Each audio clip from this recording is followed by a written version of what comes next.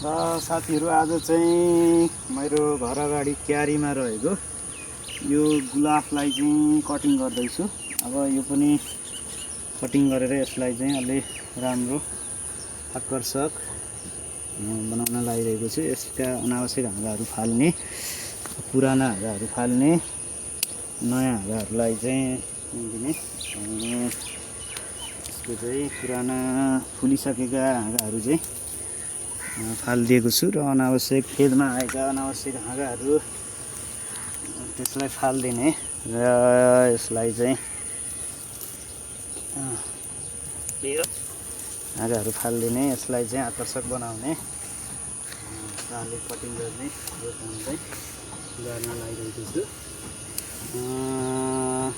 अब यो चाहिँ घरमा एकदम राम्रो सुन्दर सधैँ फुलिरहने प्रजाति हो। एकदम राम्रो फुल छ यो, देख्न सक्नुहुन्छ कति राम्रो फुलेको छ।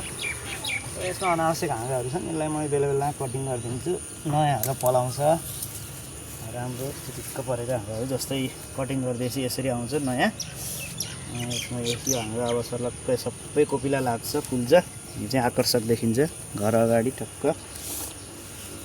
यो पलाइरहेको छ यो मैले पहिला पनि काटेको थिएँ, यो पनि काटेको हो। काटेपछि सकिन्छ भन्ने होइन, काटेपछि फेरि पलाउँछ र यसलाई चाहिँ आकर्षक देखिन्छ। यस्तो राम्रो चिटिक्क परेको गुलाब छ। अब यो सदाबहार फुलिरहन्छ, लगभग 12 महिनासम्म 12 महिना फुलिरहने, सधैँ राम्रो फुलको कहिले पनि अभाव नहुने यस्तो चाहिँ गुलाब चाहिँ घर अगाडि लागेको छु। फुर्सदको समय यसमा भुल्ने, यसो कटिङ सटिङ गर्ने, झारसार उखाल्दा आनन्द महसुस हुन्छ। हस्, धन्यवाद।